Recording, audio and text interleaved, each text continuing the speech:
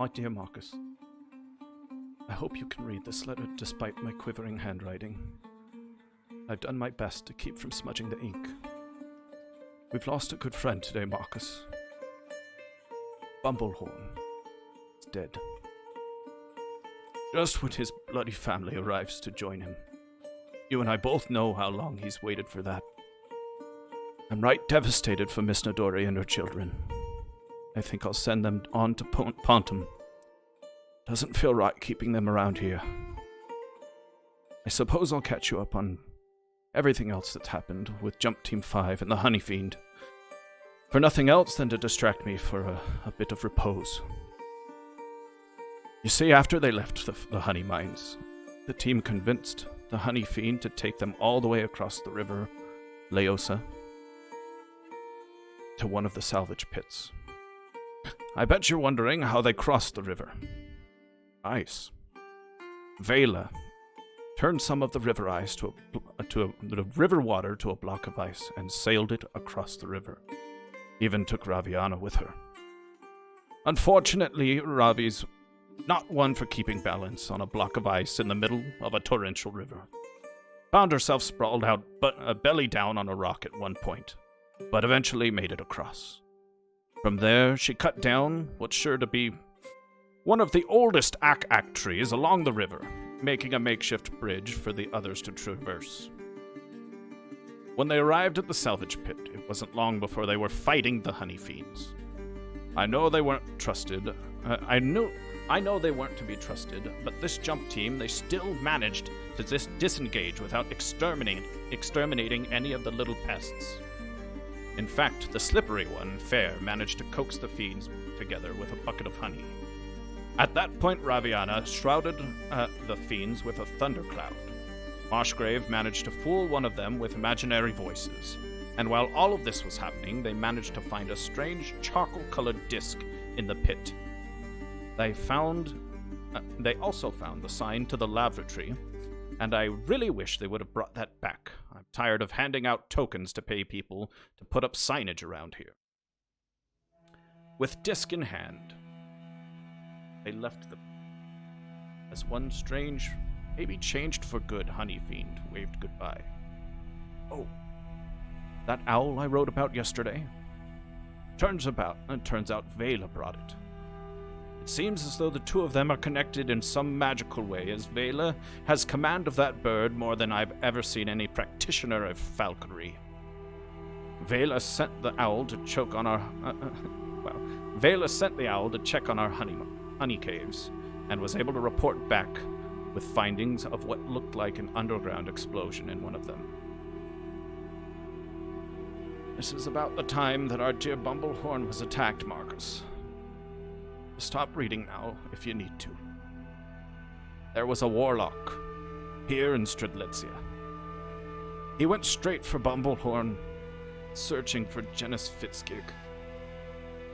When Bumblehorn didn't have information on Genis's whereabouts, the warlock became enraged, left the medic's office, and set the entire thing ablaze with a type of blast that just felt like darkness. Everyone in Stridlitsia felt knots in their stomach when it went off. You know that feeling of falling you sometimes get when you're half awake? Like that. I felt that feeling a second time as I watched Bumblehorn stagger out of the flames and lay flat in the dirt. I should have done something. I should have gone to him. But I've not felt terror like that before, Marcus. Not long after the blast, Genis appeared, seemingly out of nowhere as she often does. The warlock grabbed her with his vile magic and pushed her across the ground, yelling at her. I think we're all lucky Jump Team 5 arrived when they did.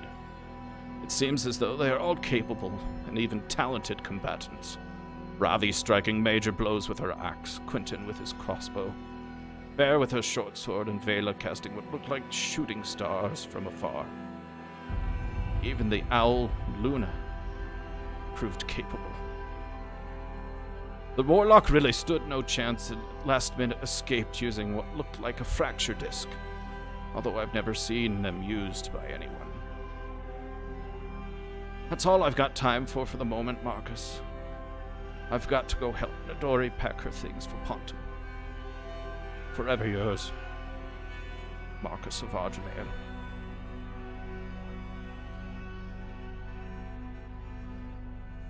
Okay. We find our adventurers walking towards the barracks, with Janice leading the way.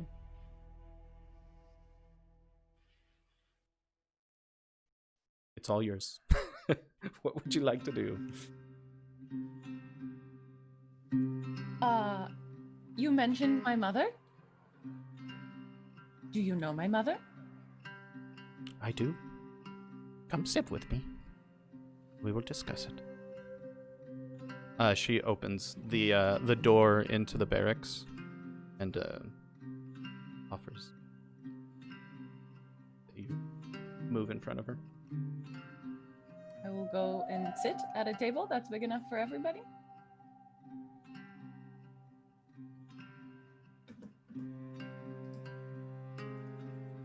Okay. She waits for she actually waits for everybody to be seated before taking a seat kind of at the end of the table.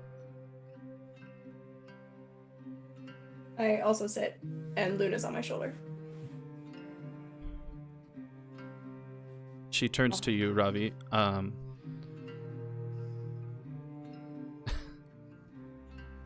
Sorry, I'm distracted by chat. She turns to you, Ravi, and looks at you and says, "You are the daughter of Liara the Swift, are you not?" Yes. Yes, I am. I think. I knew you were special when I first saw you. She's described you many times. Really? She's been watching you from afar for a very long time.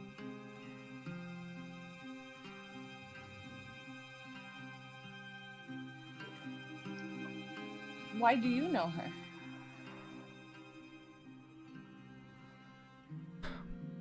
I served as her defender in Pontum when she would come to visit. She comes to visit here. Yes. Yes, her lover, Darius, the steward of Pontum. She visits, well, used to visit quite frequently.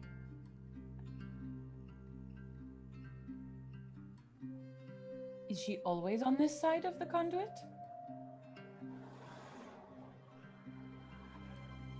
She comes and goes as she pleases. Huh.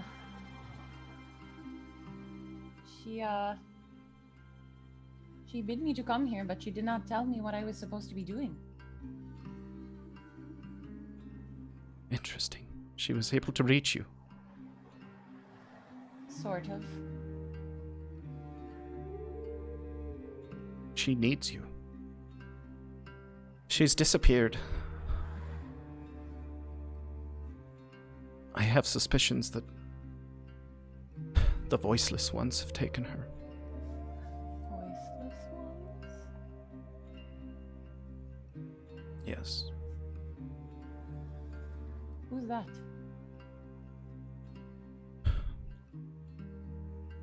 Practitioners of very dark magic. Was this warlock one?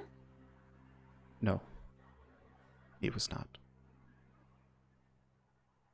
They're practitioners of dark magic, and they most of them are not as powerful.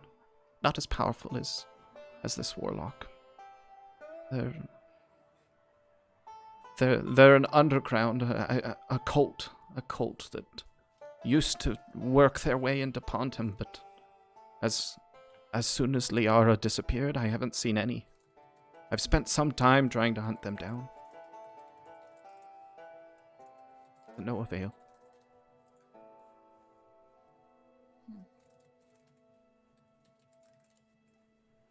And when was the last time you saw her? months ago. She spoke to me about a month ago. I would Oh. seek her out. She needs your help.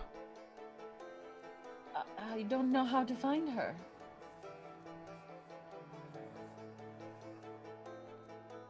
Maybe you could find something that I didn't in Pontum. Maybe in her chambers. I don't know. She has chambers.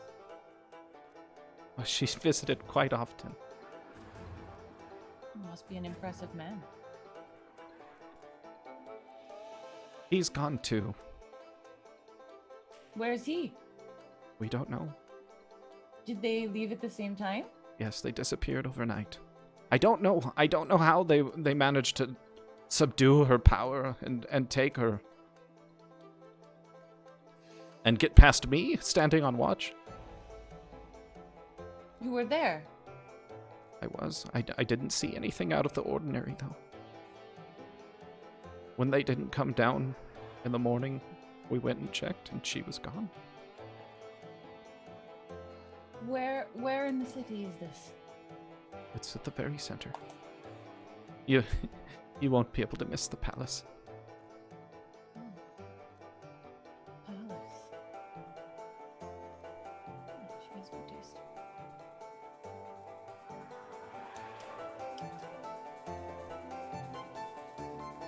We can't get to Quantum without the tokens. Right? I'll talk to Marcus and see if we can send you immediately. That would be great. She gets up. It's funny because she's so short. She gets up. There's not really much of a height change. She just kind of leans on the table.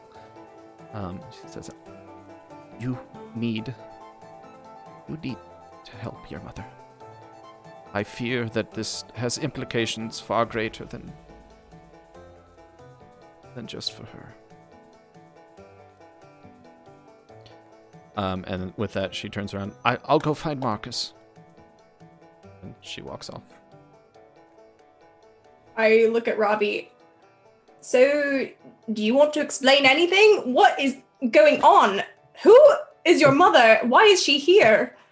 Dennis was just attacked and mentioned nothing of it now. Don't know. I don't know anything about her. That's not how it works. She's a djinn. A what? A genie. She's a genie. She's a very powerful genie. That's new. You never met a genasi? This is how we come to be. Actually, yes, I did know a water genasi. Fascinating. We are the offspring of humans, I guess, or elves, or anybody else, really, and the jinn from the elemental planes. It's why we are so powerful. My family is very often blessed by them, actually. I have very many cousins who are genasi. But I don't know her. They don't hang around to raise us. Have you met her before? Not really. She sort of came to me in my dreams, I think. Yes, that's correct. She just told me I needed to cross the conduit. This was a month ago. And then I wake up the next morning and I can do all of these things. Sort of. I'm not very good at it yet. I have been practicing.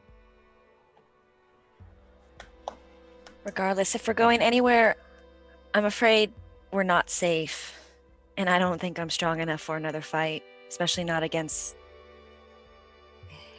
him. Do you know him?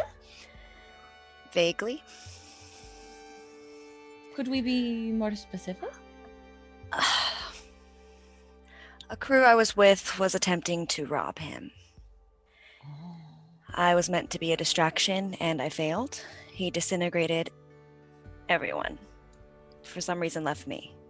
But you don't know why. No, and I've feared him since. Well, I do suppose that'll throw a wrench into our expedition. So long as they are out after you. Do you recall are there any others of his kind with him? Nothing. He was alone. That's how I know he's strong enough to take out my entire crew. What were you trying to steal? That I wasn't sure. We overheard his name, and we overheard that he was very wealthy. I guess we stumbled upon something we weren't supposed to see, but I wasn't a part of it. How many people were in your crew? 5 And he killed them all. in seconds. Oh. Something I'm never seen anything like that before. Just like I've never seen anything like his little disc trick earlier. Speaking of discs, do you know anything about what that was? Quentin? Oh, again, it's just a passing hobby of mine. I didn't get a great look at it. Looked familiar. Could not tell you exactly what it is or what it does. Quentin, give me a history check.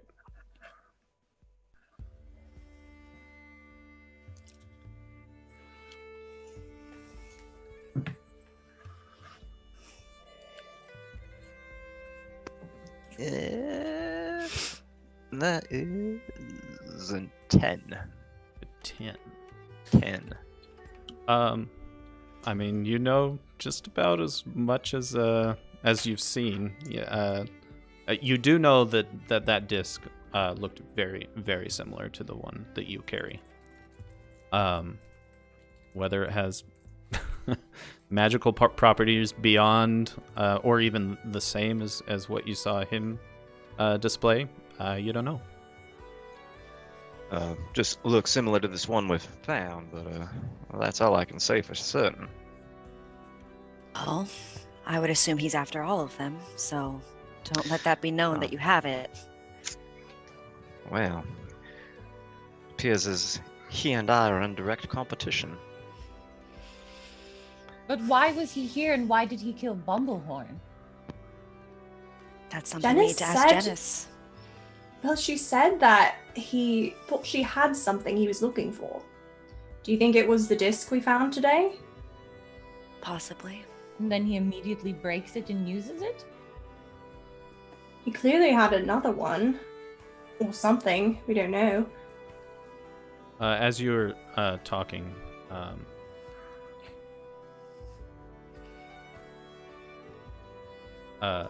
Theo Solbeck, the cook, kind of stumbles over, or not stumbles, but saunters over to the table, holding drinks. I prepared these for you as a way of thanking you for what you did outside. He places drinks in front of all of you. Thank you. This is why you're my favorite. Thank you, sir. Such a gentleman. I will. What is the drink? Are you asking? Yeah. I mean, oh no, I'm Olivia wondering like. Oh, it's in a tankard. It's yellow, like almost kind of thicker, like it almost looks like a squash soup, but it's a little bit more or less thick than that. What's it smell like? Fruity. I'll drink it. Yeah, I'll take a drink. Yeah, it's it is fruity. It tastes almost banana-esque, but with a little bit more tang to it. Is it alcoholic? Yes, it is. Great.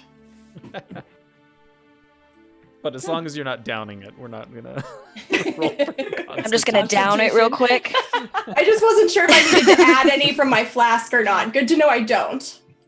Fair, you are gonna down it? You're gonna... I'm gonna down it real quick. Okay, give me a saving throw? Maybe I shouldn't, but whatever. You're the one. I had a hard day. Do it. You had a rough day.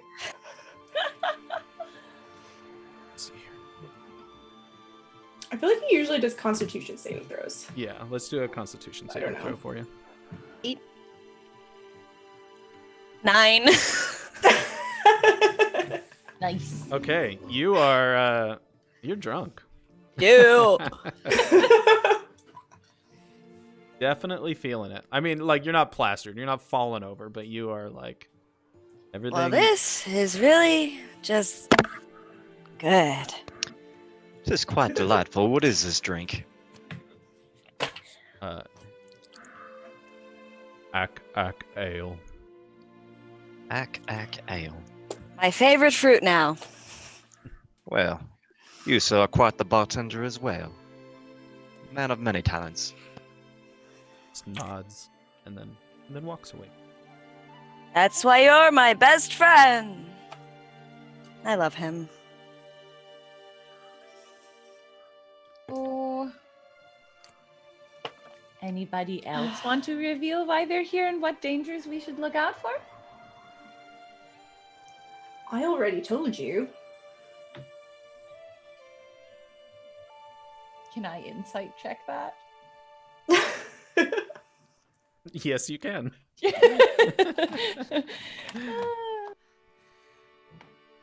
Do I? Not very good. Oh my Roll god, my also? fucking insight's amazing. 17. Oh my god. What? 17. And yeah, roll against that. You Okay. would roll your persuasion.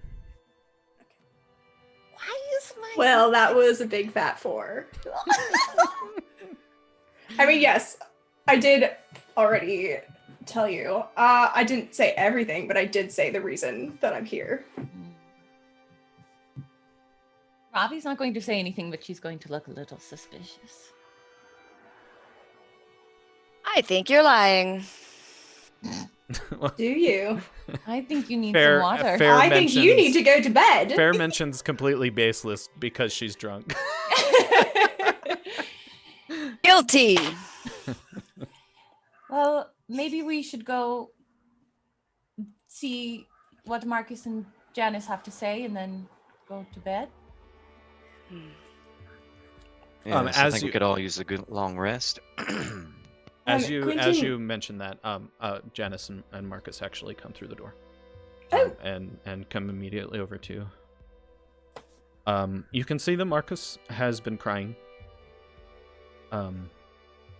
Just red-eyed and still a little watery cheeks, but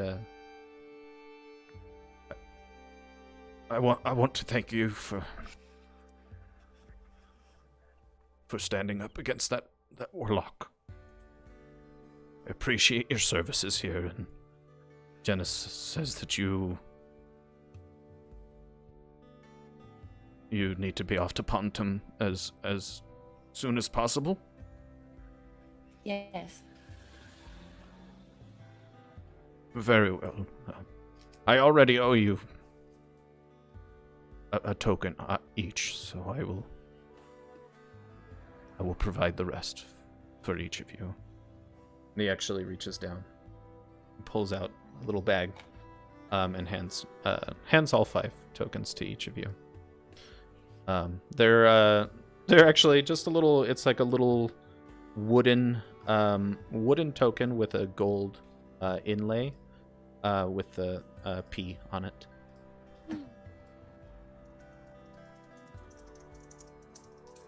Shove them in my bag. My pocket. Okay. And Janice says, "Does anyone else have any questions for me?" I have so many questions for you. I do, but I can't remember. I'm tired. Are you familiar with what that warlock was carrying. Oh yeah, that guy. Yeah. Yes, thank you. Janice looks over at Fair. Kind of. Or, that are you drunk face? Like I'm gonna like point at the Akak. Not. She's had a long day. It's fine. Yes, I know what he was carrying. Most people around Artenale are familiar with them, although oftentimes they're regarded as more of a fun rumor more than anything. But those are what we call fracture discs. Fracture discs of Amartenale. They're only located here. I'm gonna show her the one I found. Is that similar to this? Indeed, it is. That's it. Those are very rare. Where did you find that? Oh, it was discarded in a junk pile, led to us by the bee folk over there. So what exactly does this do? We don't know if they have any purpose, but when you break them, they disappear and then reappear somewhere in a Martinale. Whole once more. Do they only take the one person who breaks them? I've never seen anyone use it. It was news to me. I've never seen somebody use it in that way. Usually when they're broken, they disappear and sometimes years later people find them in other places. Do they ever appear not whole? No, when they reappear, they're whole once more. So there could just be a finite amount of them and they keep popping up. Correct. Each one has different symbols on them. So far, we know of 7 of them. 7. Who has them? Including this one. Including this one, correct? Oh. Do you know the whereabouts of any of the other ones?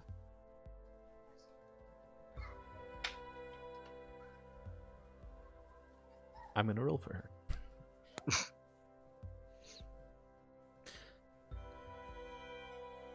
I believe, if they have not been removed, that the library in Pontum has 2 of them. Oh. Library. Library. I see. Pontum And, is the main city in Amartunale. I don't know if you've been told that. It's the city. It's the center for all of the exploits of anyone who's come across the Conduit. Are you familiar with any other types of artifacts that may have these types of symbols on them aside from the disc?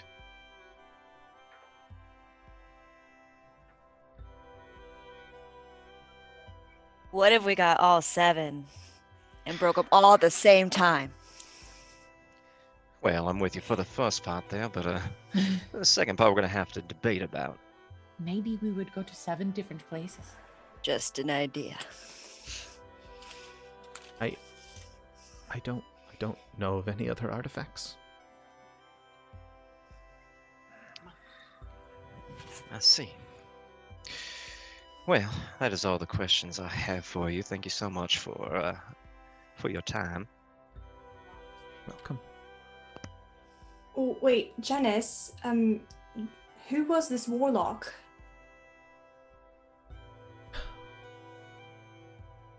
His name is Gamandol,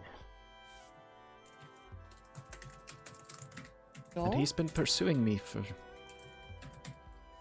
a very long time. Why?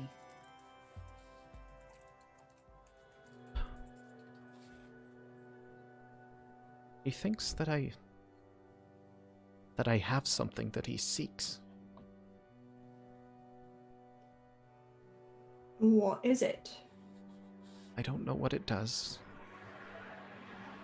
I don't know why he seeks it. But it's something I lost at sea a long time ago.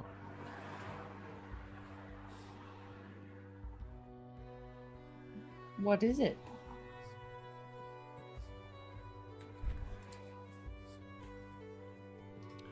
Something I found in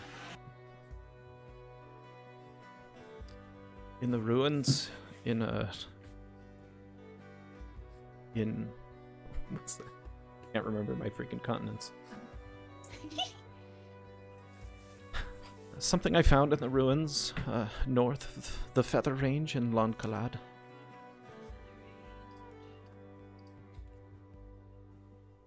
A trinket of sorts. I didn't know that it would be worth anything, but he believes I have it, but I don't. Did you scary. lose it? It's a story for another time. We were attacked. By what?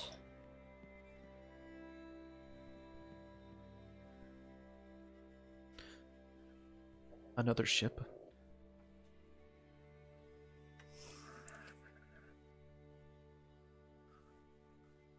But I digress. I don't know anything about this. This Do you know what it did? I don't. What did this trinket look like? It was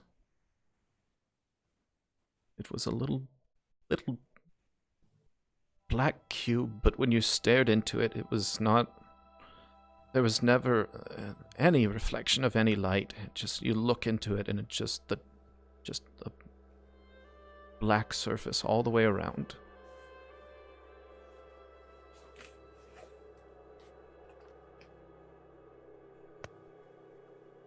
And you don't know why he wants it? I don't know.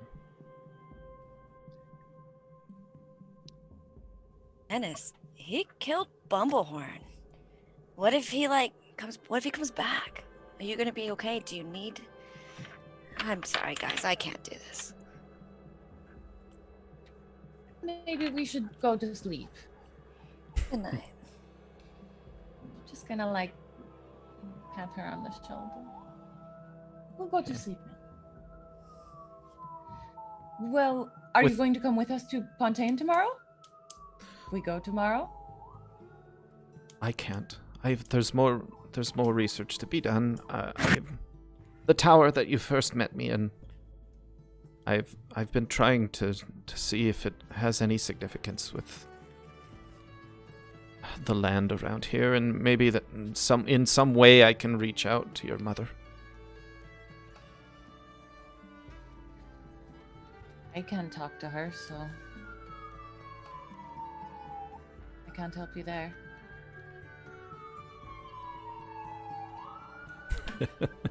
Sirens. I know. They're coming to put out the fire. Yeah. Ah, the joys of living in LA. That's okay. Okay. With that, Janice, I believe I should go get some rest as well.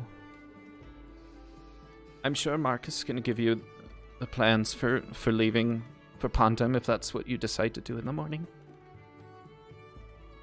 Thank you for coming to my rescue. Of course. Robbie, do you have any last questions about your mother?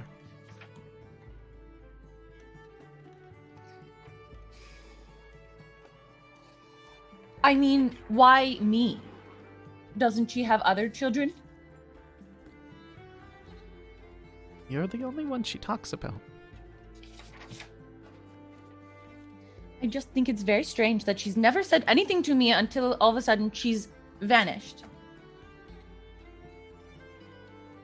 Well, she would constantly share stories about you, describe you. You're more beautiful than she led me to believe. Thank you. I get part of that from my father, though. I believe it. She's picky about who she sees. Who is this man she is seeing so many times? Darius? Yes, he's the steward. The steward of Ponton. He's been in that position for the last 7 or 8 years.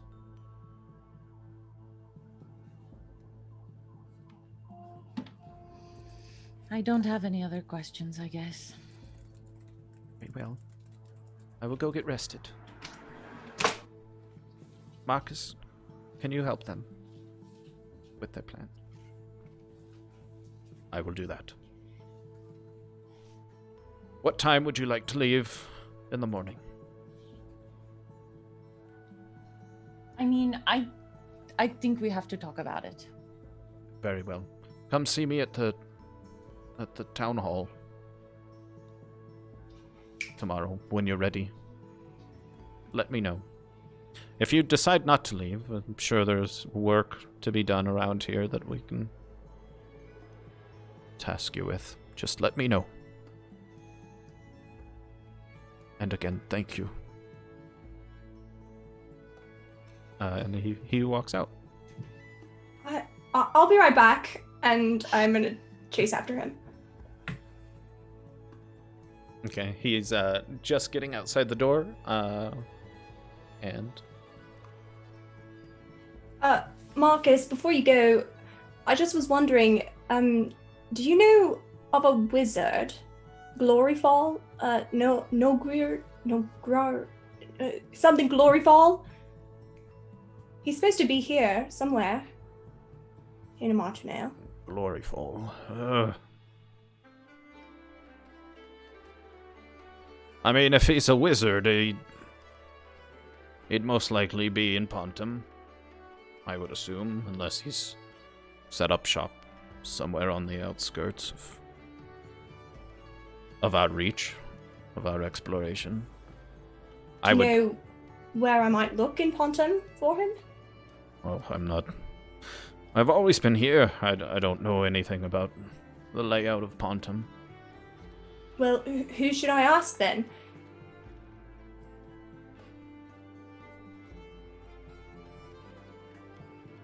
Well, I would maybe start at the library.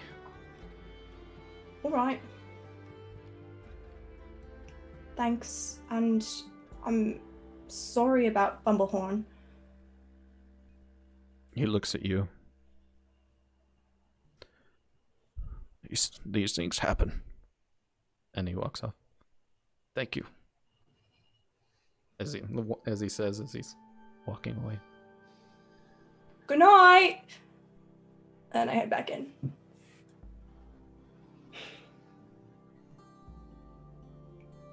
Well, to bed then? Yeah, this was quite an eventful day. I think Fair's already gone to bed. You can get her. Yes.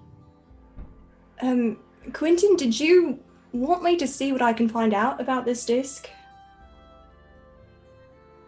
I could do it before we go to sleep.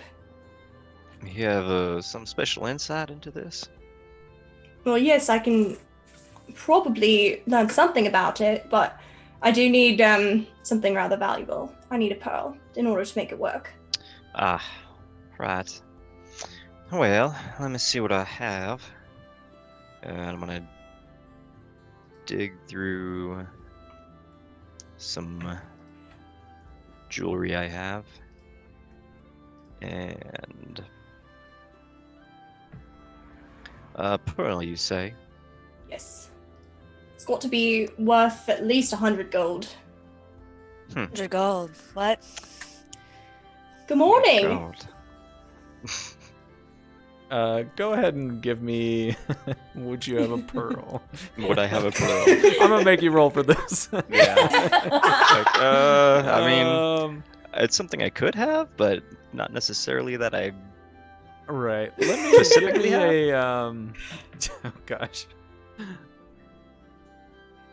Ravi's a gold person, so I don't think I'd have one. Let's do. I don't even know what this. Let's do a performance check. Performance. Sure. Could be investigation. Oh dear. That is a 7. You do not have a pearl. Well, apologize. You actually Did pull not. out you have a pearl, but it's as upon further examination, it is actually a fake one. Well, would a replica pearl do? Not likely. Oh, it's a very good replica. I'm not sure it is, to be honest. Well, just go ahead and throw it aside. I apologize. I did not think to bring a genuine pearl with me. Didn't think I would be needing it out in these parts. But I appreciate your offer. All right. We can try to find you one in Ponton. Pontaine? Quantum. Pontum. Ah, yes. All right. Perhaps I as mean, it's only supposed to help. It's no skin off my back, only yours, so... all right. I think we should go to sleep. Should we decide? I agree. Do you all want to go? Yes. Oh, yes. Oh, that was easy. All right. Fair? Do you have anything to say? Okay. Just sleep. It's bedtime. All right. Right, well, pleasant dreams, everyone. Shall see you in the morning and head on to our next adventure. Robbie's gonna sort of like poke Fair to see if she'll wake up. There. I wake up. Yeah, you're not like gone. Dang it. Kind of. Yeah. I think we're going to go to bed now. Ah, yes, to bed. And I'm gonna get up and just go straight to bed. Not even wait, just go. Okay, so with Fair in the lead, you head out the barracks, just right around the corner to your bunks. Pull down the. For those that are just joining us, the bunks are built into a giant bird of paradise. Like basically, the bottom has been carved out and wood planks have been put up, and 4 bunks within the giant bird of paradise. And you go and bed down for the evening. I'll be there in a minute. I'm going to do something outside. I'm gonna flop down on the bed and pass out. Do my points and everything after we sleep go up? Sure do. Okay. Whew. Fair actually That plops long down. rest, good. Fair actually plops down on the bed on the opposite side. Okay. I think I'm a top bunk, right? I can't remember. Yeah, you are. Okay. Quentin's you spot. I think I'm on Quentin's bed. Oh. And all right, Vela, what are you doing outside? I'm gonna go to the courtyard and set my pack down and spread all of my things out, except for like the important stuff. And I'm gonna take out my spellbook and I'm just gonna start charting the skies and naming new constellations and learning what it looks like. Cool. Any constellations of note? Well, they're all new, right? Because the sky is totally different. Yeah. So any names of note that you are naming? No, I'm not naming them yet. I'm just drawing them out. I'm just finding them, and then they will tell me their names. Got it. Yeah. Okay, as you chart, as you sit there and chart, Luna comes down and perches next to the sealed up well next to you, and it just watches you, looks down, fluffs the feathers up, brings them back down. Scratch her head a little bit. Oh, it was a long day, dear, wasn't it? Hopefully we won't have to be here too long. I miss it too. The fresh air and the open sky and the sea. It's all right. Once we take care of this, it'll be fine, and I'll study, hopefully find a way to get us back sooner than a year, but for now, we've just got each other, I guess. Just kind of scratch her chin. Turns. What do you think? Does it look accurate? And I show her the spellbook and look at the sky. She looks down at it, and then she turns all the way, like, almost all her head all the way around. Oh, come on! And then she actually jumps down, flops, and takes one nail and marks one line or one star to another. Just traces it. I mean, doesn't make a mark in the book, but traces it, and then looks up at you. Yes, you're right. You're right. I do see that one, actually. Thanks for that. Well, I guess that's enough for tonight. We'll work on it more tomorrow. Do you want to come inside today, or are you going to stay out? Hops twice. And then takes off. Starts.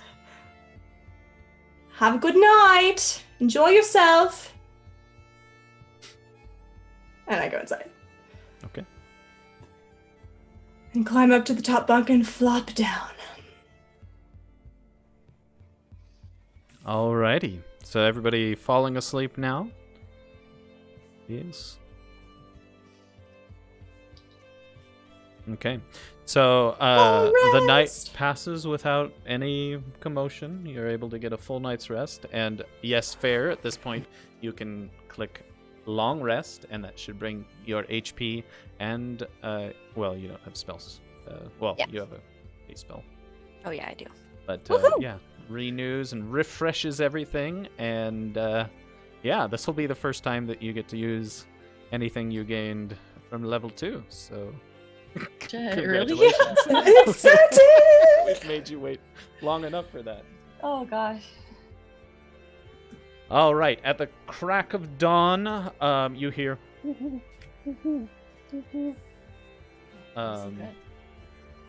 And just actually clicking of claws outside the door. And Vela, that wakes you, but I actually wake with a start, and I'm like sheet white, and I kind of stumble down the ladder. Oh, wait, I'm coming, and I'll go let her in, and then I just kind of stumble back. And she kind of just kind of hops in, flies a little bit, but hops in, and Luna, just looks up it at you. happened again. It's been such a long time. And I'm just gonna plop down in the middle of the floor and start getting my bowl out. Okay.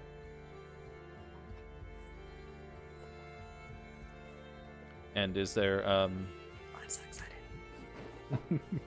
are you rolling now? Is that Yes, I'm gonna do it. okay? And go ahead and describe what this looks like too.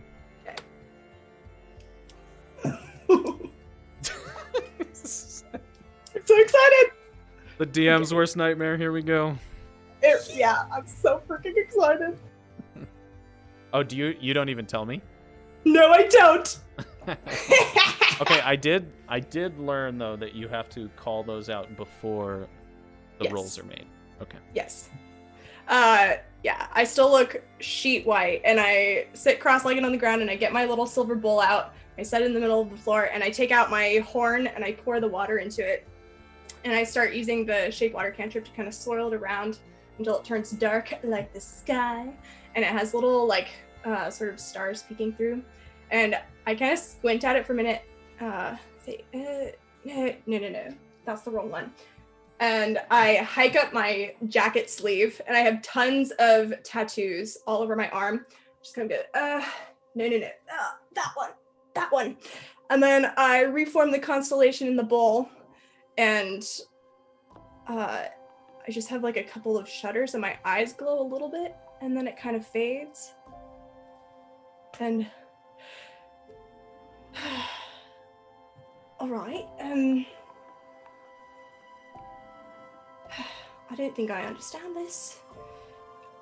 No matter. Luna, did you see that?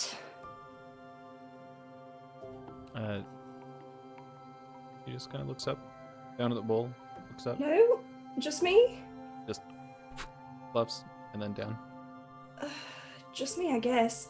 Alright, I just kind of swirl the water and it goes back to normal, and I'm going to lift it out of the bowl and back into the horn and just kind of sit there for a minute. I'm gonna wake up and sit up in Quentin's bed. Good morning. Under me or is she under? Good morning. I don't remember who's the top bunk. I think I was on top of. I'm sitting in the floor. You're on the floor. What are you doing? Waking up? Did you sleep on the floor? Did you get drunk too? No. Well, not as much as you, darling. Oh. How you feeling today? Better than ever. How's your head? Feels good. Thank you. Good. I just gotta stand up, shaky, and dust myself off and climb back up onto the top bunk. So, what are we doing today? Going to Quantum? Well, going to Ravi is Ponton. still snoring. Sleep. Uh, Nobody's woken her up. Hey, look! When she snores, her hair floats a little bit. It was literally just about to say that, Laura. Yes! It does. It kind of This is like why we share a brain. rises and falls. And Her the, snoring. oddly, with her snoring, it almost has a slight cadence of thunder. Thunderous. Amazing.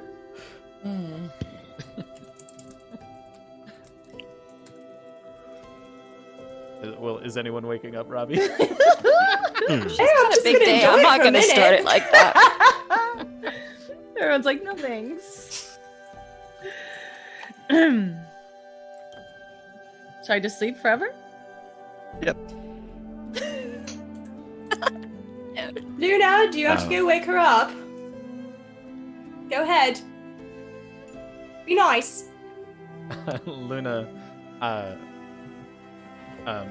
just jumps over to the base of the bed. Oh, Robbie's on the top, right? Yeah, yeah. Mhm. Okay, and she flaps up to the top and lands on Robbie's knee, but so light that doesn't wake her up at this point, and this just kind of walks up, and then pokes her with the beak, like on the nose, until Robbie wakes up. What is this? So you I'm wake up. awake? You Why wake is up there a to bird? the biggest eyes you've ever seen right in front of you. And then She's just saying good morning. she Good fluffs morning, up. Luna. Good morning.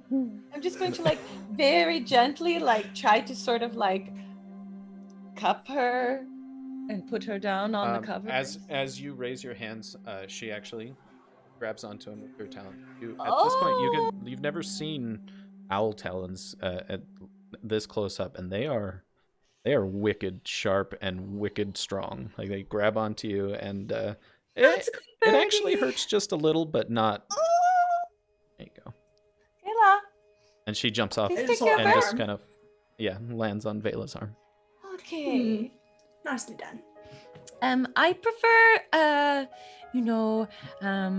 literally anything else to wake up, just for future reference, so everybody knows. Scratch Luna's chin. Gonna try to defluff the hair a bit and get out of bed and start putting all my armor back on. Right. So, are we Robbie? going to go? Yes. Yes. Yes. I just was wondering, is the only reason you came here because you had a dream of your mother? I mean, it was a very intense dream. Well, I know a thing or two about intense dreams. I mean, I did not know what else to do. I woke up and I had all of these abilities, and they're very interesting, but I don't know anything about them. And then I don't know anything about her. I'd like to know more about her. Maybe I don't. I don't really know. I guess we're going to go find out. I guess we are. Sounds interesting. Okay, as all of you walk out of the bunk for likely the last time. Turn around, shut the door with the little string that zips up to the top. You are outside in the courtyard of Strelitzia. What would you like to do? Find Marcus. So from the signs and when you first walked in, basically off to, in front of you, maybe 30 degrees to the left, is the city hall, town hall building. And this is actually a stack of basically 3 flowers, but it looks like they've been cut and arranged in a way that it makes a bigger building. There's 3 at the bottom, and then 2 that have been turned to their sides, and it's more wood than flower at this point, but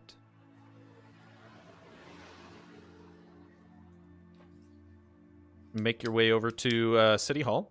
As you walk in, it's actually empty. The front desk is empty, but you see a sign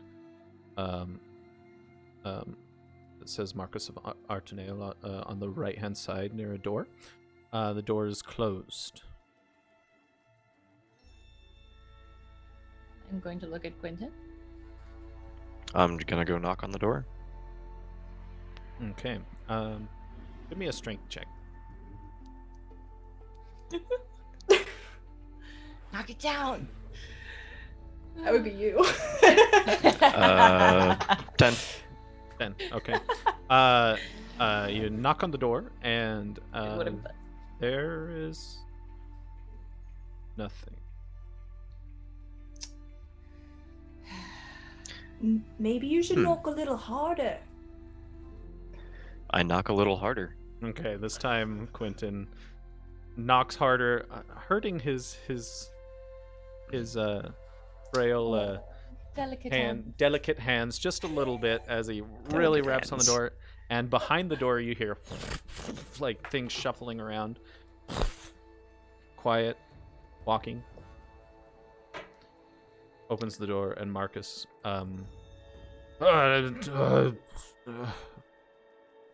oh, that's you. I'm sorry, I've been here all night.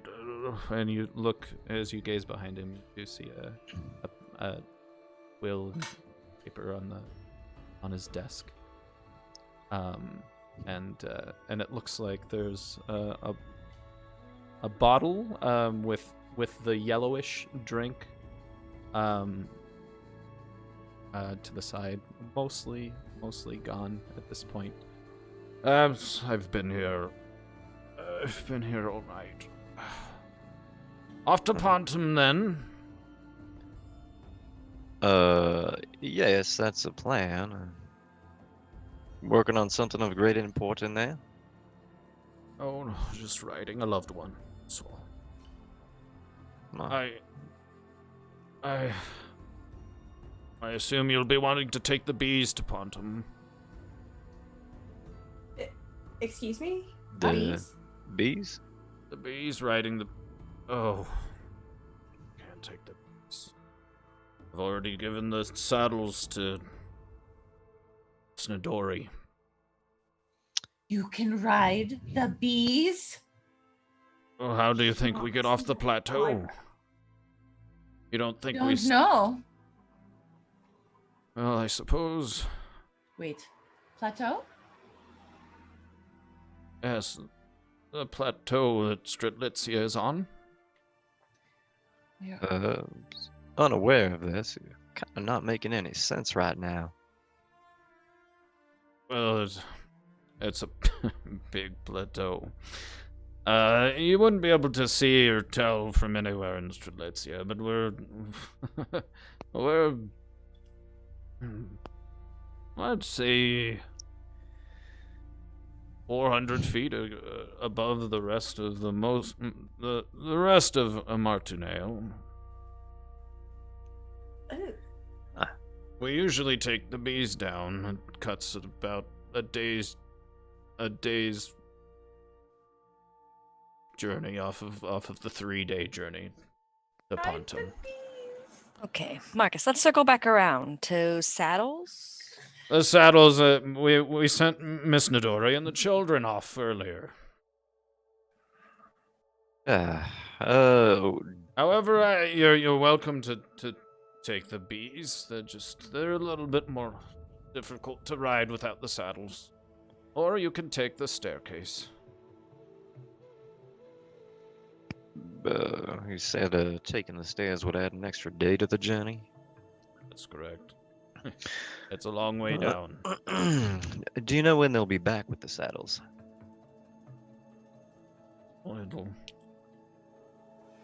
be about a day. Well, And just we've ride got the to bees hunt down the without? bees. What was that? Nothing. Continue. Sorry. We've got to hunt down the bees that have the saddles on. That can take, well, that can take a couple days too if they don't all go home to the same hive. This is a very inefficient system. Well, that's what we have in Stridlitzia. We do have the staircase. Would you recommend the staircase? Obviously. I've ridden the bees plenty of times. I can ride the bee without a saddle, but I love animals. Let's ride the bees. yes, What for bee ride? No stranger I've never to- even ridden a horse. What? How do you get around? I sail. What do you do when you hit land? I walk. That's so slow. Well, today you may fly. Look, sheet white. I strongly vote for the stairs. Bees. Bees. Yes, we'll take the bees. Oh, it's not. I can't imagine being that much harder than riding a horse, which is very easy as well. very well. Very the confident, bees. Quentin. Horses are horse riding is something you become accustomed to. Growing up as nobles as we are. Of course. Oh yes. Well, if you'd like to take the bees, that's fine. Just talk to Miss Oratis over. She should be down near the mine that you were exploring yesterday. She'll set you up with maybe the most docile bees. I, for one, vote for Tunk. I like Tunk. Tunk. Tunk. He is the one we saw in the hallway. I remember that. Well, you remember it from the intro, so Robbie. Oh, would was not- Yeah, Robbie would not remember it. We were introduced by the honey fiend. Tunk? Yeah. Oh, He was really? the one blocking the way. Yeah. Oh, okay. Okay. Yeah. I had it written down in the summary before the game started. Okay. I just thought it was such a cute concept. I wrote it down. Okay. With that, Marcus, Is there I- anything you need us to bring to content? No, I don't believe so. Again, I appreciate it. Did I give you your tokens? Yes. Yes, thank you. Very well. Where did I put mine? It fills In my your pocket. pocket. Oh, yeah. Thank you. Mm-hmm. Well, that'll be all then. Thank you again for last night. And he turns around and goes and sits at his desk. Picks up the pen and continues to write. To the bees.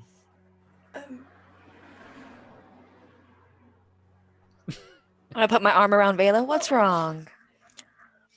Nothing, it's fine. To the bees we go. Right. You'll get to fly with Luna. Yes. Figure you are a lover of animals as well. It should be I something think to it's not exciting for you. exactly an Think of it animal, this way. but it's fine. If you close your eyes, it'll be scarier. It'll be scarier if I close my eyes. Oh, I'm sure. Maybe we can find a really big bee and you can ride with one of us. Right. All right, with that, you begin your walk. Actually, you can continue talking as you start your walk to the honey caves. Yeah, is there anything you'd like to talk about as you make your about 10-minute journey? Oh, what? Sorry, too. Is there anything else you'd like to do in Strelitzia before you start? Could we, on our way out, stop by the wreckage of Bumblehorns and the infirmary and just see if there's, like, anything that didn't explode that could be useful? Yeah. Okay, so you head over to the wreckage, and why don't you give me an investigation check? Me? Can You I sure help you her? don't want to let Bela do the investigation? Oh, who's looking? I guess Ravi's looking because she wants the potion. I will help you look. Okay. So Ravi, go ahead and give me an investigation check with advantage then. Yep, that was really bad. Okay. Oh my god, I got a 6 and a 7. Hey, we just got rated by Fable Forge RPG. Ooh. Welcome, Fable Thank Forge you. and viewers. Thanks for the raid. Really appreciate it. You are just hopping in on our 4th session ever. I am a very new DM, so please be patient with me and enjoy the homebrew experience here. We are just on our way to ride some bees off of out of town. So that would be a 5 and a 6 for me. a 5 and a 6. Okay. Wow.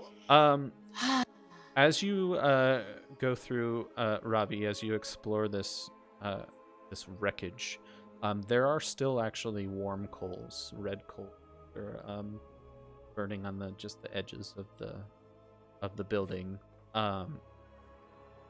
And you do notice right below you in the center of the building there is a burned marking. It is a symbol not unlike symbols around the edges of the disc. But it is burned, blackened, burned in. And yeah, there are definitely shards of potions and or potion glass and different papers and the strewn about. Most look like it was actually broken, not burned, like shattered. But yeah, there's nothing of. There's no potions left, if that's what you're. Yeah. Well, I thought we could just check. And also, Bumblehorn is no longer laying in the courtyard. Just to clear that up, if that was. I figured, but I good would to hope know. not. Okay, no more from you. To the bees?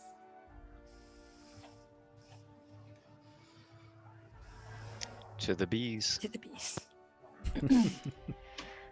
All right, as you make your way to the bees, it's a nice day outside. There's a little bit of dew still, with the morning dew on the plants beside you, and as you walk away from Strelitzia, the birds of paradise again start to get smaller and smaller as you walk away from that area. But the flowers are really just bright in the morning dew. The colors of just almost like somebody took the saturation and just moved it up just a little bit. Everything's just really popping out. That one's for you, Ravi. And then, yeah, anything else you'd like to talk about before you get to the bees? Okay. So you arrive at the honey caves, and Miss Ortis is not outside or anything. What would you like to do? Miss Ortis! Are you yelling that down into the cave, or? Yeah. Okay. All right. So you watch as Robbie enters or walks to the edge of the cave. Yells this, Miss Ortis, and hello, Penny for a Tale. You hear it echo through the long columns of the caves, and you hear coming back out of it. Nope, stairs. Not riding that. Stairs it is. Anyone? And then you hear running, like almost echoing down a hall, running up. And the dwarven woman, the dwarven woman that was originally calling out for assistance with the bees yesterday, emerges from the cave, very angry. What do you think you're doing? What do you think you're doing? Disturbing the bees? You're gonna turn all my honey sour. That's not how that works. Well, we were told to come to you to take some bees into the city. You were told to come to me by who? Marcus. Marcus. Marcus. Well, I sent all the saddles with the first party that left. Well, he said riding without a saddle wouldn't be an issue, and just a little more difficult. You're riding without a saddle. Well, that was the intention. Well, I would just hope that they behave for you. That was from chat. I'm sorry. No.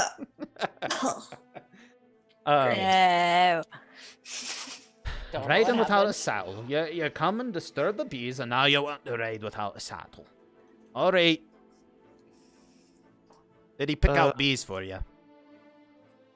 I think I need the nicest one, please. All right. Well, why don't you come over here to this clearing, and we'll get the bees readied up. I'll give you a quick lesson on you know, holding on tight, I guess. And then we'll do this. And she guides you over to an area just to the right of the cave entrance. And it's just a little bit of a clearing. And you watch as she. Now just wait here for a moment. I'm going to get some honey. I'll be right back. And she runs back down the cave. Something tells me Marcus may have been underestimating the difficulty of riding these bees. Oh, come on, boss. I think you got it. You hear her running back up, and she's got one of the wooden buckets of honey that Fair took the other day, and she. You know, I think I had another bucket laying around here somewhere. I don't know where it went, but this one will do. And she goes over to the clearing and takes out a spoon from a little like kind of holster she's got on her side, and starts hitting on the bucket. Pop, pop, pop, like just knocking on it. And she takes it and ever so slightly just pours out just a little glob of honey in 4 different spots on this clearing, and continues to bang on it. And you watch as, not from the entrance of the cave, but from probably about 100, 200 feet out, bees emerge from a hole. Oh, Nina did not like that song. Like the bees. Bees emerge from a hole in the ground somewhere and fly over, and they really the way that they hover and next to you, you feel a lot of air, almost like you players would feel like a helicopter. It's really blowing against you, and they land almost in like a perfect pattern, right in, like a what's that called? Like a cross pattern, all facing the globules of honey in the center of the circle. And they are very quiet, considering the amount of noise that comes from them when they're flying. As they land, just very quiet, don't really make much noise.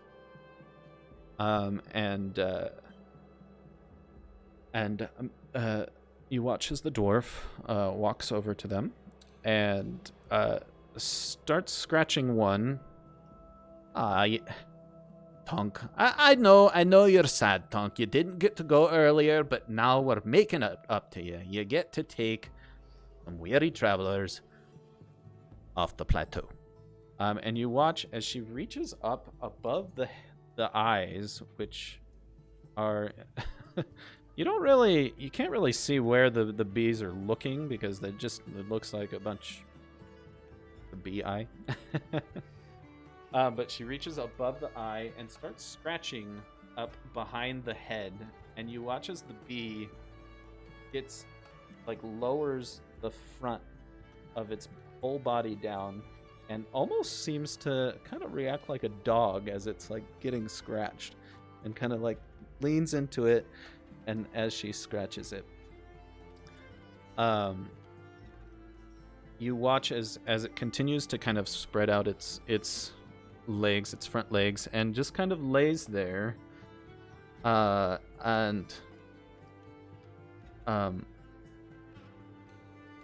Miss Ortis, she turns to you all and says, "All right, who of you is the least capable of holding on, or the most afraid, I should say?" Glance at Vela. That would be me. All right, why don't you come over here and meet Tonk? Right. I walk over. All right. I'm gonna dip my finger in the honey and just kind of. You, as you do that, Miss Ortis grabs your finger. What are you doing? You don't feed the bees when you're about to ride them. Right. +1 to your initiative.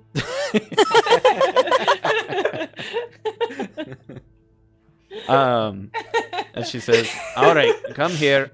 I want you to do I want you to do this with me." And she takes up her hands and she brings down different fingers in a session. And go ahead, copy me.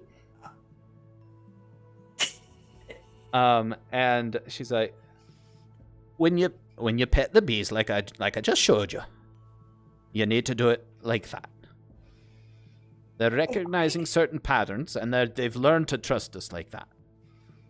So go ahead. It's pinky, ring finger, middle finger, index finger, and over. Pinky, pointer. Oh. Ring, pinky, middle. pointer, ring, middle. Pinky, pointer, ring, middle. Pinky, pointer, ring, middle. Pointer, ring, middle. Oh. Okay, that's not so bad. Not so bad. All right, now try it on Tonk. Okay. I reach out my hands. Pinky, pointer, ring, middle finger. Pinky. And you watch this. Give me a performance check. Oh my! Performance. Oh no, I'm sorry. Oh my gosh! Give me an animal handling. Oh, thank God. I rolled a 19. Do I have a? Oh my gosh, that's a 21. Nice. A 21. Nice. So you watch you watch as a very timid Vela is reaching over as to almost like afraid of touching the rest of the bee. But you see the bee just kind of, you see the back, one of the back legs actually reach up and. All right, I can think see he they're likes a that. little bit cute. Kind of cute. A little bit. Yeah, you see? So Nothing to be cute. afraid of. I And think he as you do likes that, she waves the rest of you over. All right, we're gonna show you how to get on the bees and then how to hold on. So as you gather around, she shows a very kind of not a convenient way to do it, but basically you step up on as Tunk is leaning down. You step up on the second leg back, and then kick the leg over, kind of like a horse. And then she shows you a specific place to grab onto the fuzz of the bee. This is where the fuzz is the strongest. You're not gonna rip it out, and you're not gonna hurt Tonk. This is where you need to hold on. As long as you can hold on here, you should be fine. Considering the sky looks great, you should be fine. And she goes around and introduces the rest of you to the three other bees. This is Thatcher. The blue one, you can ride Thatcher. Thatcher. Hello, Thatcher. And you, the tall one, come over here. This one, he can be a little sour sometimes, but you look like somebody who can handle him. It's fine. This is Frank. Frank. Dad's name. And you, the one with the horns. Come this way. And she leads you over to Jasper. Jasper. Jasper. Pleasure. And go ahead and, just for fun, everybody else give me some animal handling checks as well. Yay! 18. 18. 24. 24. Wow. 17. Okay. All right. You watch as Ravi reaches over, and Ravi is, for whatever reason, much more comfortable with the bees, and scratches around, and you can see the bee like turning its head to actually get different spots around the Oh, head, right there. Yes, that's good. and then leans down, and you're able to get on the bee, no problem. Good bee. Quentin, as you do the same. Quentin and Fair, your bees aren't quite as responsive, but they definitely lean down and get into that feel, and are. It's almost like they've definitely taken a passenger or two for sure, but there's no exuberance as you get on top of the. All right. Any last words? I'm just kidding. Where do we take the bees? Oh, you don't control the bees. They know where to go.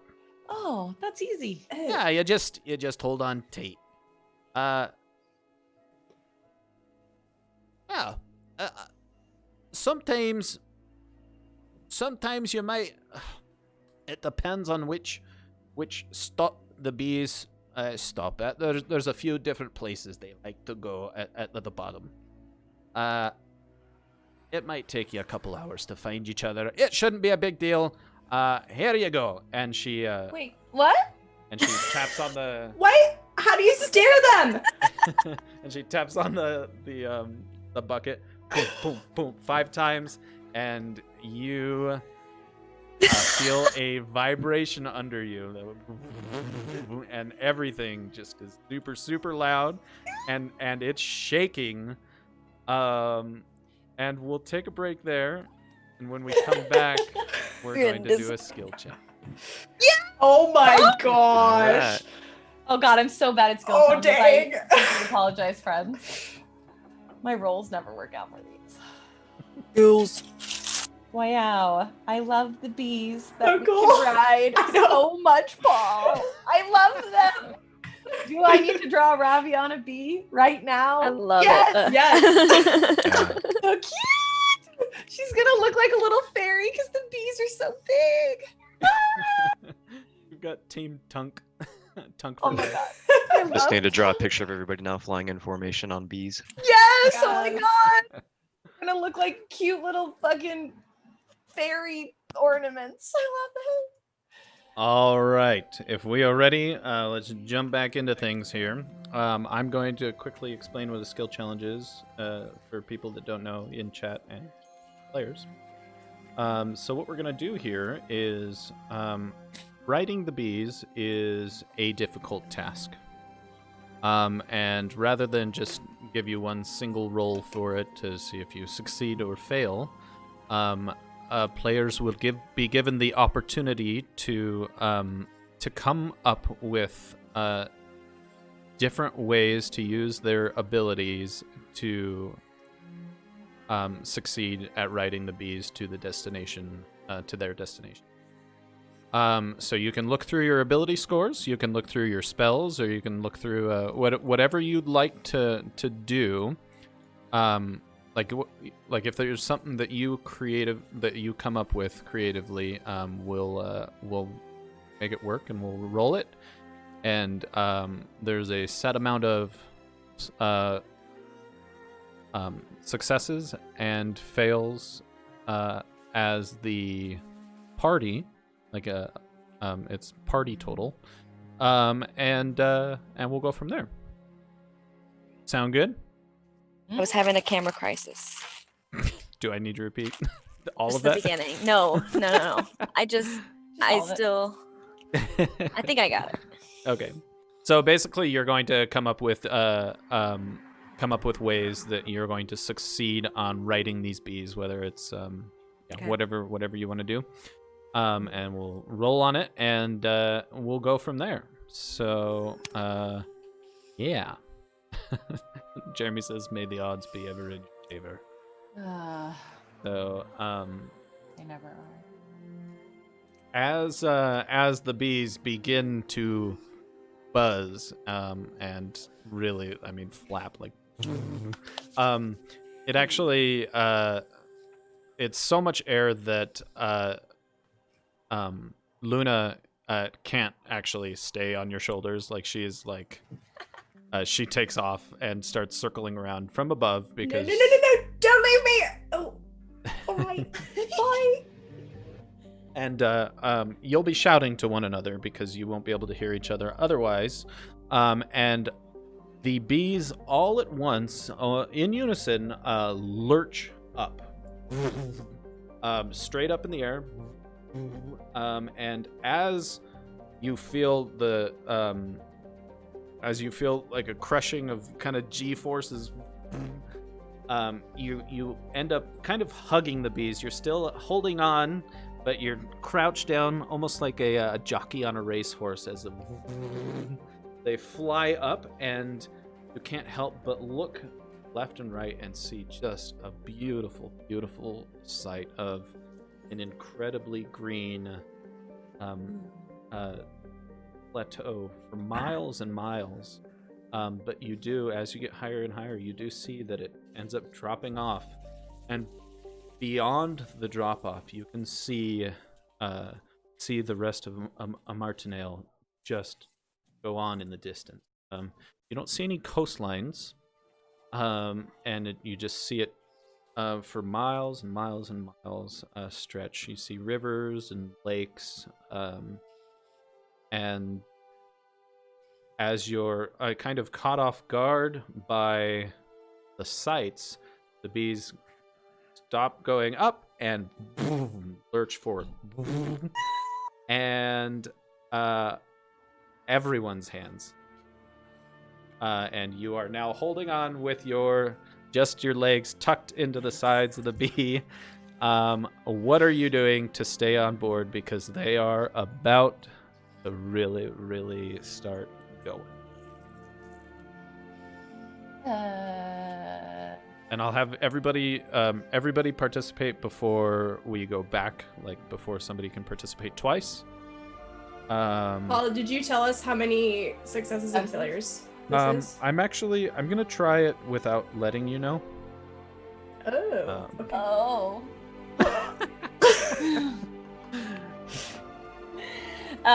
The first thing that Robbie is going to do is she is going to Oh, hold on, I got. first she's going to cast guidance on herself, and the little like electric shock kind of makes like the edges of her hair go like and then she's going to try to I guess use her strength to clamp her legs on and hold on. Okay. Boom. Give me a strength check. Is it straight strength? What about okay, straight strength. Okay. Okay, that's not too bad, but I get to do D4. Oh, that sucks. Okay, so 16.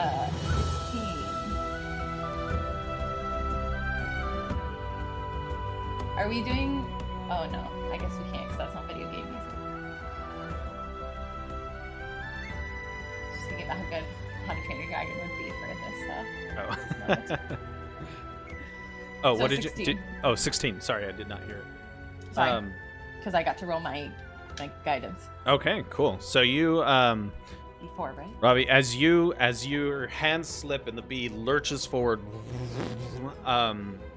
you watch as the other three bees, one to your left, you've got, I've already forgotten the names of the bees. I hope you. Thatcher, Frank, Jasper, and Tonk. You watch as Quentin to your left and the other two are on your right, lurch forward as well, and they're actually they're going a little bit faster than you, but you buckle down with your legs, and you can actually feel a little bit of prickliness as the hair beneath your legs is kind of bent down a little bit, but it is tight around, and you feel the bee actually it slows down a little bit more in response to the tightening grip.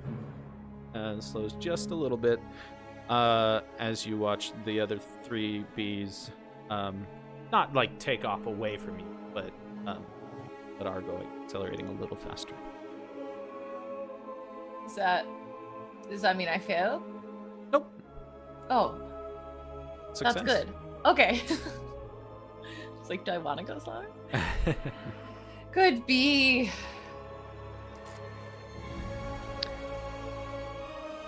All right. Quentin's going to give himself a pep talk and persuade himself that he can hold on tight. Just takes a little faith Okay. and trust. Yeah. Oh, it's so funny. Got this.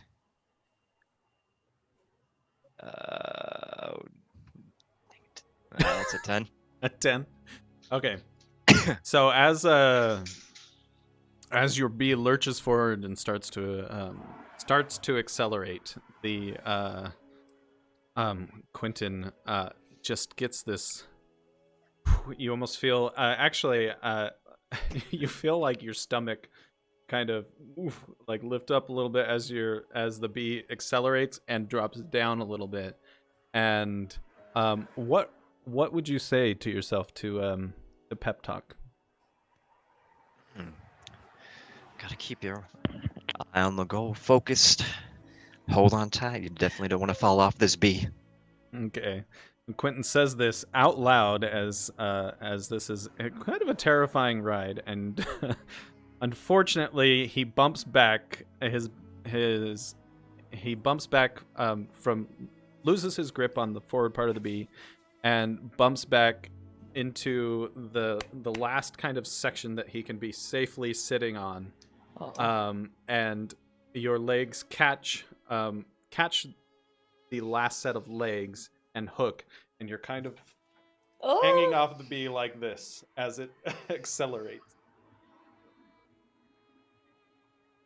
Who's next? God. Can I as I start sliding backward, I'm just gonna like grab my hands out in front of me and try to grab the tufts of hair. Can I use sleight of hand for that? Sleight of hand. Or Trying to reach out and grab the tufts of hair. yeah, let's do it. Okay. I'll allow it. Ooh, that DM power.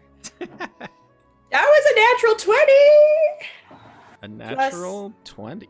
my God. 25! 25? Aren't you a wizard? No, I'm a rogue dressed as a wizard, let's be real. Oh my god.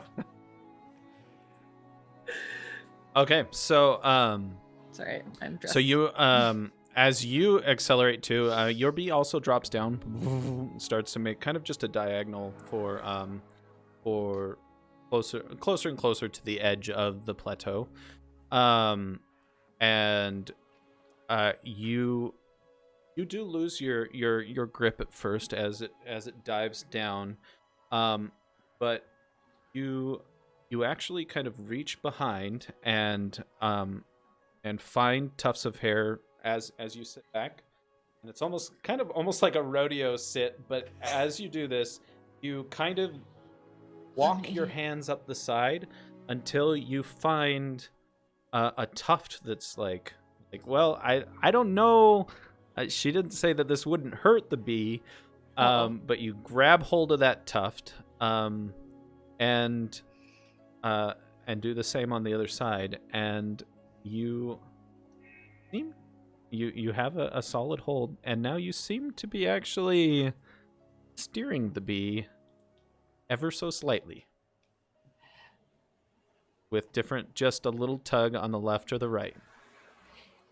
Question. Yeah. Can I do something that wouldn't technically be the skill check? Yeah. Can I cast Bless on everybody? What's the range on it? 30 feet? I will say that you can cast Bless on the head.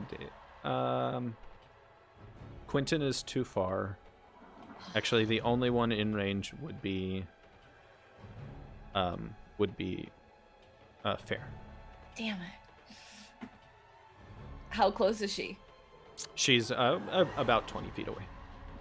And then Vela is on the other side. 20 feet away. Oh, because we're like lined up like this. That's right. Damn it. I'm gonna cast it anyway. You never know. We might need it. So you can now add a D4 to your rolls. Fair. Okay. I think you can do it to your attack or saving throw.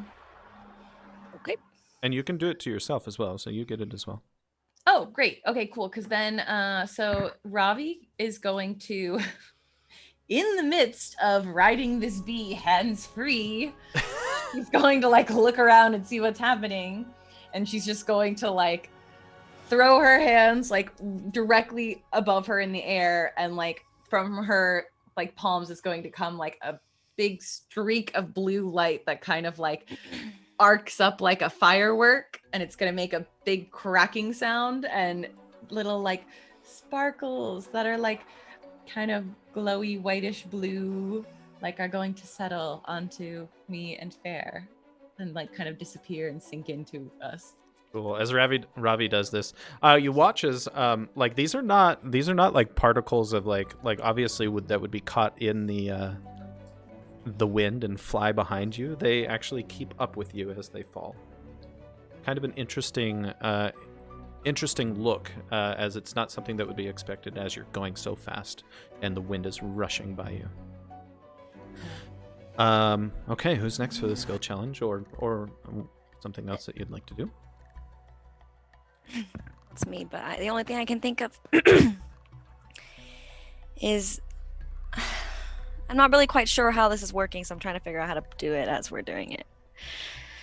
Typically, when I play, I'll just look at the list of my ability scores, Yeah. and like look for a higher thing, and then kind of think on that of like, hey, is there a way I can make that work? Just like Quentin was like, well, persuasion. Yeah, we'll see if this, So, not necessarily anything to do with the bee, but it can be kind of an internalized thing or that sort of thing. Okay. Ugh. Well, okay. Well, the only thing I could think of right now is maybe she's going to kind of get a little brave for a second and like maybe place her feet to where it's almost like she's gonna like army crawl, but like clutching, like unfortunately fur that may hurt them as she goes, but real fast, like try to like crawl up to the black fur again, or to the like more of the top of the bee with like Okay. a push off. Okay, so give me an While acrobatics. keeping balance. Yeah. Okay. Like a little acrobat. Let's do it. And add a d4. Roll a d4 and add that number. Okay. That's a little pyramid one.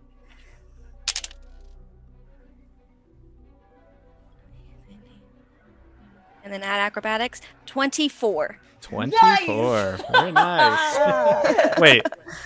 So did you roll a natural 20 then too? No, because my 4 was a 3, Oh, and then oh, I I'm- have acrobatics 2, and then I rolled the 19. Okay. Nice. Very Nice. cool. Okay, so as your bee takes the lead, yours is definitely the one for some reason most motivated to get down the Jasper. plateau.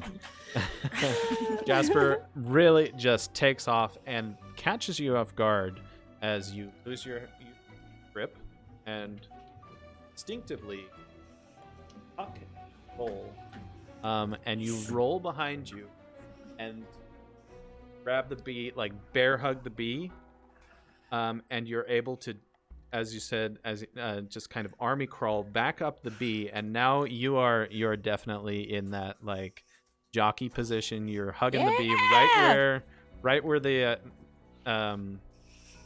right where the bee guide told you to grab, and you are tucked in and you are ready to go. I'm just screaming, woo!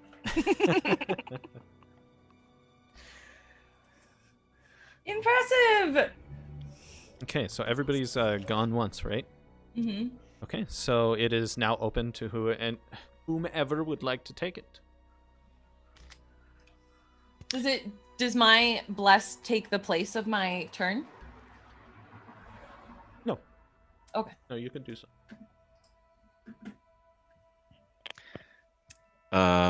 My hand's dangling in the air. I'm just gonna take my weight and try and throw myself forward into a roll.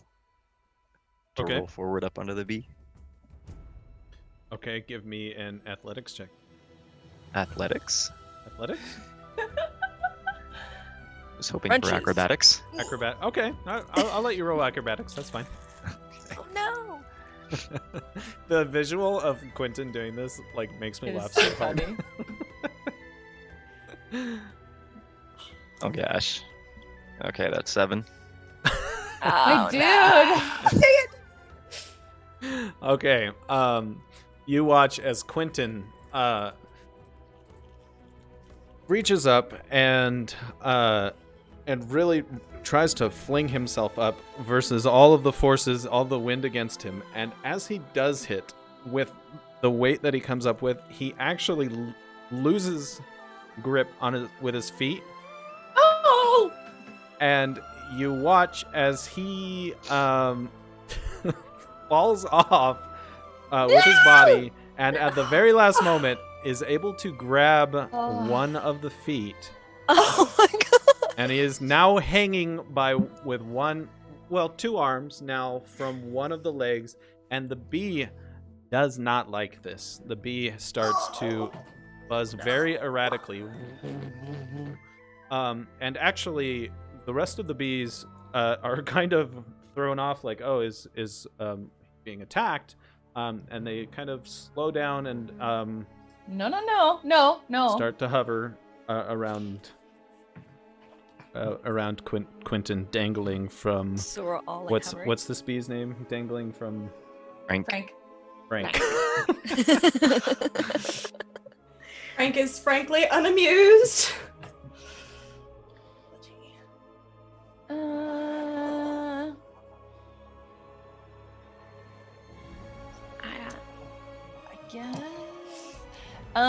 I guess Ravi is going to.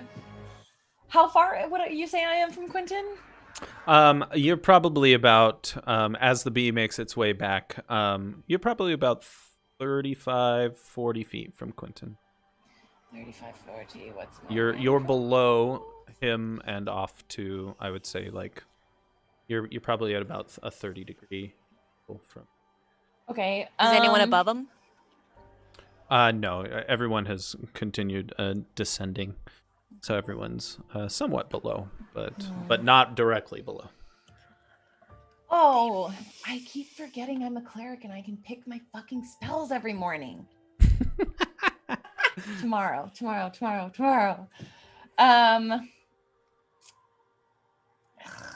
I guess I want to try to get as close as I can and like cast Gust and kind of like give him a little boost and hopefully like swing him onto the bee. Okay. It's technically a strength roll on his part if he wanted to like not. Let's do so the bee what's your range on Gust? It's 30 feet. 30 feet. Okay. Give me another animal handling to see if you can coax the bee closer. Okay. No, not this dice. I don't trust this dice. Okay, that was a smart move because that is a 21. All right. Wow, is this what it's like to have actual useful skills? Like, it doesn't even matter if I roll subpar. Don't say that. Don't say that out loud. Okay. So Just saying the most I ever get from Naeem is like +1. as Robbie's bee turned around, the rest of you notice, you look over at Robbie all because you're secured on your bee, and Robbie is still riding the bee without holding on. Like she's literally just like here. It's almost like she has this odd given thing for air. Almost. And so she comes over and she actually reaches down, and you watch as she scratches a similar place, this time from around the other side of the bee, scratches the bee on the neck, and you watch as the bee starts to tilt the direction where she scratches just with one hand, but with that same pattern, and the bee starts to tilt, and as she brings her hand forward, she is now guiding the bee towards Frank. And you're actually now within 15 of the two of them. Can I try the gust thing? Yeah. I don't know. Do I roll for that? Go ahead and you can just cast it. Okay, cool. Then yeah, so Ravi takes a deep breath in. She's like obviously alight with joy. And her hair, instead of like doing this like weird lifting thing, like just like up behind her. And she breathes out and kind of like pushes the air, like sort of like trying to get it under Quentin's butt and throw him over the bee. Okay, so you watch as Quentin, dangling from this from this foot, all of a sudden it's almost like he's just supported by an elevator that's coming up, like and you watch as he fans out almost like a skydiver would. He fans out, not really by choice, just this huge wind from underneath him, and you watch as he just rotates almost like a falling leaf, but in reverse, and he Oh. and lands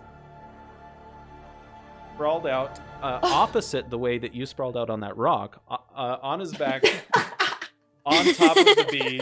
I'm having a glory moment, Paul. Why you gotta cut me down like that? And sits up, and he is now on the bee. The rest of the bees, no longer. Frank is no longer flying erratically, and the rest of the bees kind of like, oh, he's all right. It's just Frank, and they turn around, Frank. and It's Frank. now much slower, but much more graciously fly the four of you down past the platform, the Plateau. plateau. Thank you. Oh man. So Did we yes, succeed? you succeed.